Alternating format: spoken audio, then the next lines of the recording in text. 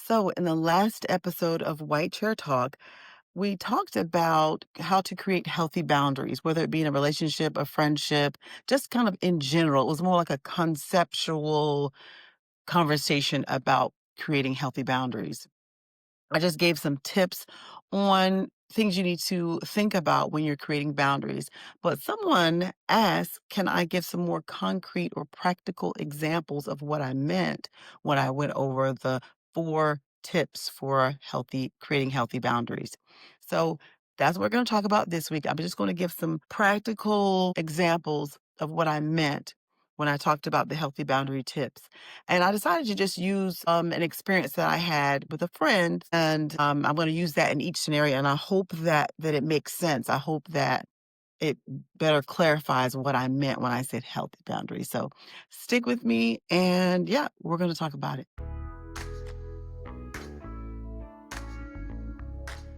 So healthy boundaries. I'll just kind of recap what that meant.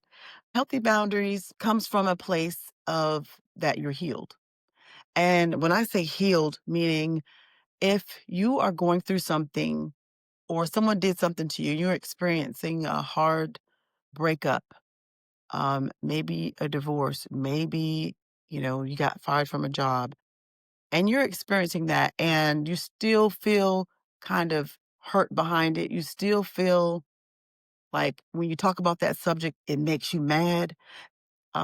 If you can talk about that subject and you're like, and you cry about it, or you're triggered by certain things, then I would venture to say that you're probably not completely healed on that situation. And when you're creating boundaries around people with a situation where if you talk about it, you still cry. If you have a conversation with someone, it still makes you mad.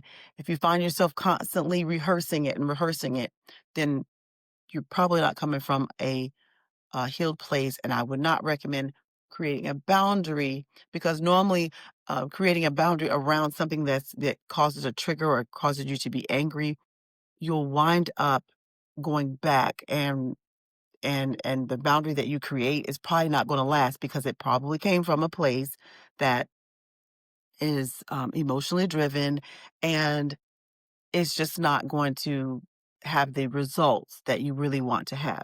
So, but if you come from a place where you're healed, it doesn't matter what the other person would think. It doesn't matter what the other person would say, or if someone brings it up. Triggers don't get to you. It's like, no, this is what I mean. I want to create a healthy boundary because I'm focusing on myself. I'm focusing on having feeling mentally strong.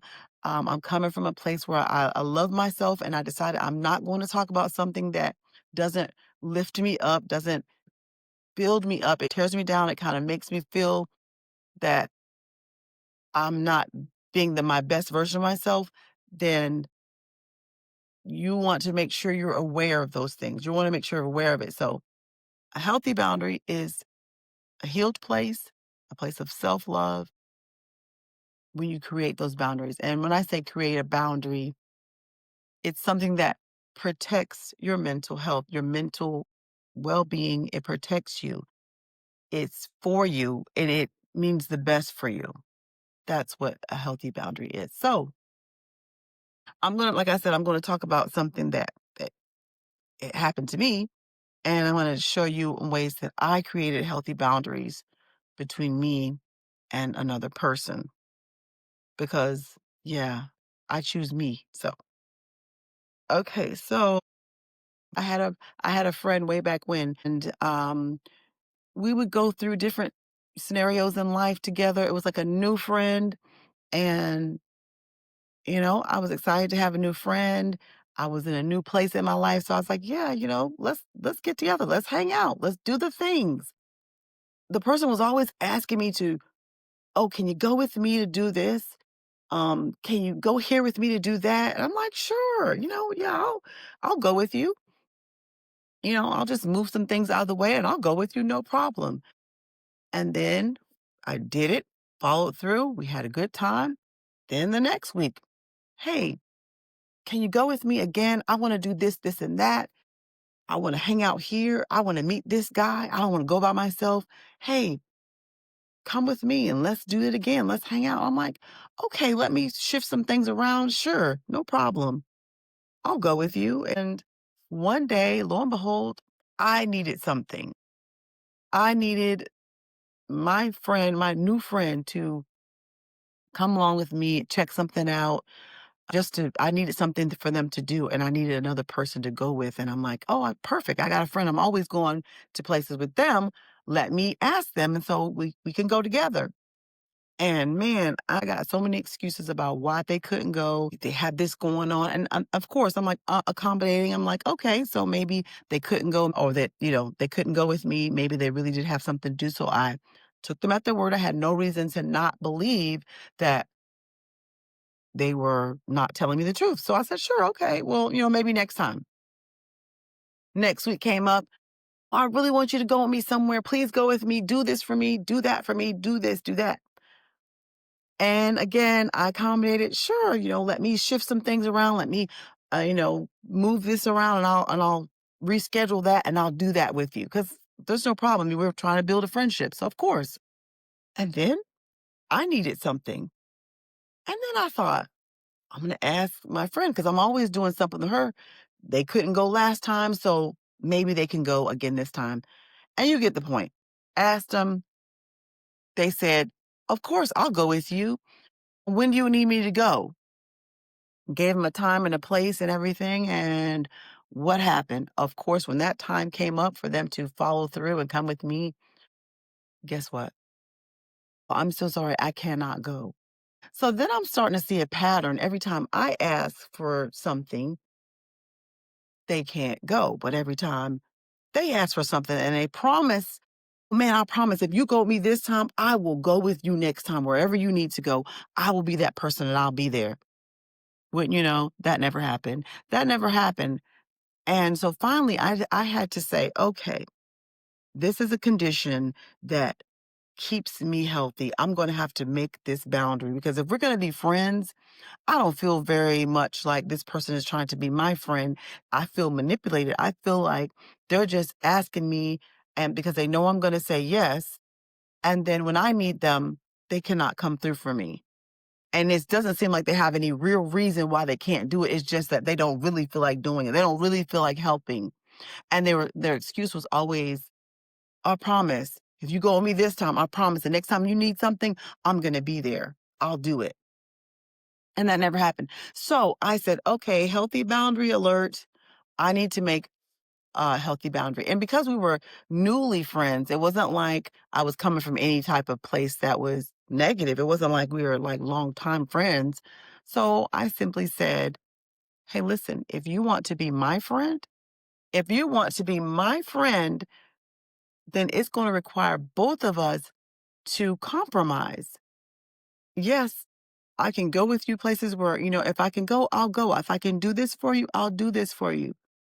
But when I need something, I'm going to need you to step up too if you can do it for me, because I'm not going to be the one that's always going to be giving and then you're always going to be taking. So if you want to be my friend, you're going to have to compromise and we're going to have to be in this together, a friendship together. And so it didn't matter to me. I mean, if they said, no, I can't do that, that's not what I do, then it would have been totally fine. Cause like I said, we weren't like best friends. We were just starting a friendship. But they didn't say that. They compromised and they said, you know what, you're right. I was wrong for doing that. I just really didn't feel like going. And, you were right, and apologize. So that allowed us to continue to stay friends. So, but that is an example of choosing yourself, choosing a condition that if we're going to move forward, these stipulations must happen. You must compromise with me too. I'm not going to be the only one giving and you're always the one on that side taking from me. I'm going to need something back. So that's going to have us to have a compromise in there. So that was my first one. Choose a healthy condition that keeps you healthy. Choose a condition that keeps you healthy. You put yourself first, the self-love. Like I cared about myself enough to say, what we're not going to be doing is me getting manipulated in this situation and always doing what you want. So, okay. So number two, if you're creating a boundary, make sure that the boundary is clear and not vague. Don't be Don't be vague in your stating. So as I made my boundary with her, I said, "This is what's gonna have to happen. You're gonna have to compromise, otherwise I won't be here. Compromise, otherwise I won't be here." I remember I worked at, AT&T phone company a long time ago, and we had the authority to tell customers, if you are going to continue to be irate, if you're gonna be continue to be shouting at me or, you know, saying vile words to me, then this conversation will end, and we can say goodbye, hang up the phone. So that was like a clear boundary. So if you are with someone in that conversation, you're raising your voice, you're shouting insults at me, then I have the authority to say, this conversation will end if you continue to shout and have insults, raise your voice at me, because that's something that we did not have to tolerate. Those are things that I learned. And like I said, these boundaries can be used in the workplace, they can be used in your regular, every day to day relationships. And that's just what I chose to do. I chose myself and I said, this is the boundary that I'm setting. It's clear. Like the clearness, I mean, there's nothing to, if you don't understand this, if you're yelling at me, if you're shouting insults, if you can't compromise, then this will end. Clear. There's no other questions around it. It's not vague. Let your decisions about your healthy boundary be clear and specific. Number 3, you are not responsible for how someone reacts. Another friend would call me all the time, on the phone, calling me all the time at different times of the morning with like the weight of the world, with every problem. And it was desperate 911 all the time. And so me being a concerned friend, I would answer the phone. I'd be like, hey, what's going on? It'd be 1 o'clock in the morning. I'm get out of my bed with my family, my husband and my kids. Everybody's quiet. And I'm answering the phone at 1 o'clock in the morning. Hey, what's going on? Are you okay? And they would begin to tell me all this information and pour out all this information, and I would take it in. Most of it was negative. Most of it was like dire and detrimental that day. I had to talk to them right then and there. And okay, I listened, and then it happened again. Maybe the next week happened again. Call me 12 o'clock, 1 o'clock, 2 o'clock in the morning, crying. I gotta talk to you. This is happening.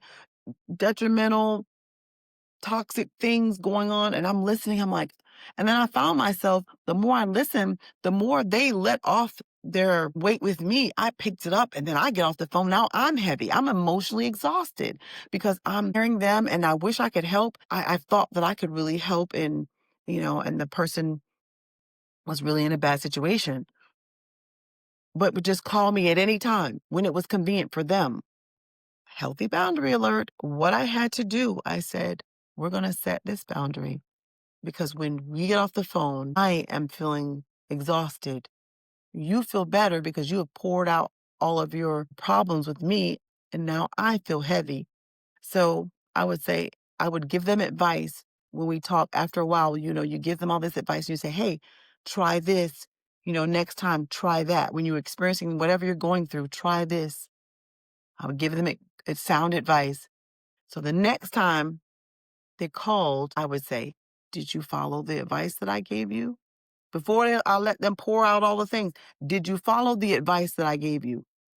Well, I know I did this and I did that. I said, okay, so if you didn't follow the advice that I gave you, what I can't do is be on the phone all night. So I said, do not call me unless you have at least tried the advice that I gave you. We can talk. But if you call me with the same, and this was the same information every time, the same toxic information. And I'm like, okay, you talked about this 3 weeks ago. We're still talking about the same thing, and you haven't followed the advice that I've given you.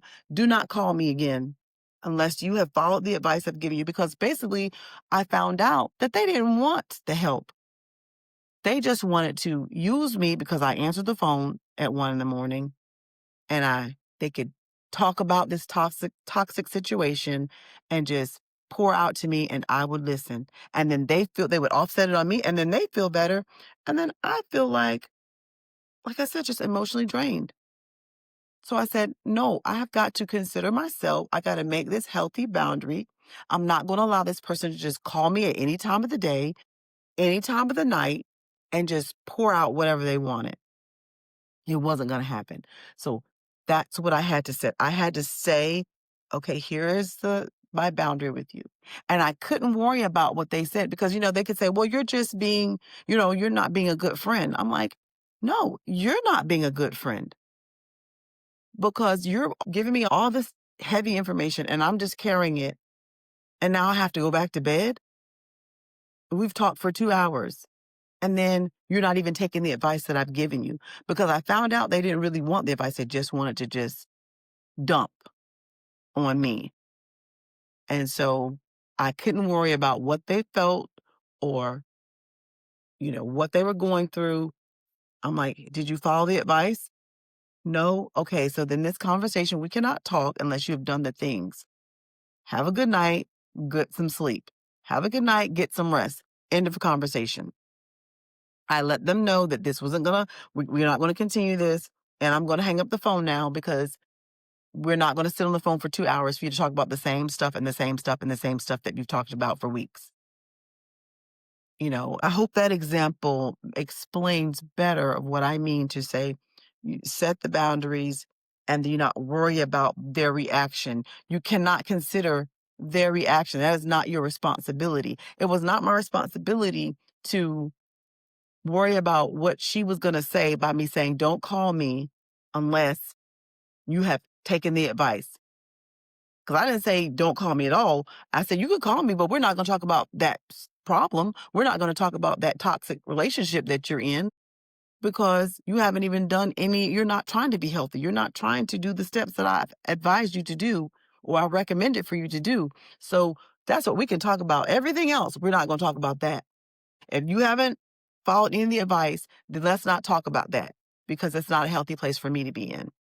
And you'll see those conversations will stop. Those phone calls at 1 o'clock in the morning will stop because they realize you have not allowed them to just dump all this toxic waste in your mind and they feel better and now you're heavy. And so, no, you can't worry about how they feel when you make that boundary. You have to just set the boundary. You can't be responsible for how they react. If they don't like it, you still have to be saying, hey, my choices matter. What I'm thinking matters too, not just what you're thinking. Okay, so that was number 3. So number 4 is, which was hard for me. If you're creating boundaries and it's difficult for you to create the boundary, as it was for me, like I felt like when they were calling me in such desperation and crying that I had to answer the phone. I had to talk to them. And if I tell them I don't want to talk to them, then I felt bad at first. I felt bad because I felt guilty. Like, man, they're going through so much. I'm supposed to be a friend. I can't just hang up the phone. But after a while, I had to make those hard choices. But if you're at that place right now where you have a friend or if you're in a relationship, um, or like I said, a work environment, whatever it is, and you have a hard time creating a boundary with someone because of how it makes you feel, you're not ready to just say, don't call me anymore. You're not ready to just say, I'm done with the situation. Bye. Then you got to give yourself like smaller steps to start from. And maybe you could say, like, for instance, for me, I could have told her, hey, listen, I did at first say, let's talk about something else. But then say, if they wanted to continue to talk about the other toxic things, say, listen, I only have about 15 minutes to talk to you.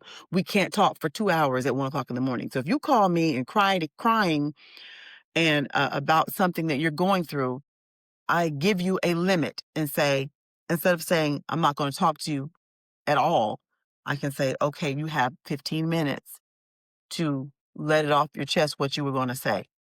And then I'm going to go back and get some rest because I have to think about myself too and my family. I'm interrupting my husband by getting up on the phone at 1 o'clock in the morning talking to you.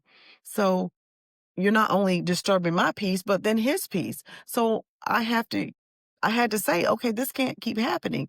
Or, like I said, say we're going to talk 15 minutes. We're only going to talk 10 minutes. I'm not going to stay up for 2 hours and listen to this whole, you know, toxic conversation when you're not even trying to help yourself. So I hope that helped. I just recapped the things about a healthy relationship, a healthy boundary relationship that you have to have that starts with yourself when you're creating these things and you have relationships that sometimes it's difficult. Sometimes you feel like, oh man, I love this person and I if I say, if I give them this boundary, what will happen? Sometimes you just can't worry about the reaction of the other person. You have to think about yourself and say, this is what's going to keep this relationship healthy. This is what's going to keep me healthy in the long run. And in the long run, it helps everyone. So that is all I have for the healthy boundary practical examples that I could give you for creating healthy boundaries in your life, healthy boundaries in your relationships, healthy boundaries at work. So if you like this channel, if you liked anything that I've said, I would love for you to like, share, and subscribe. And until next time, have a very Merry Christmas as this is the Christmas season. And trust me, these tips are going to come in handy during the Christmas season. So until next time,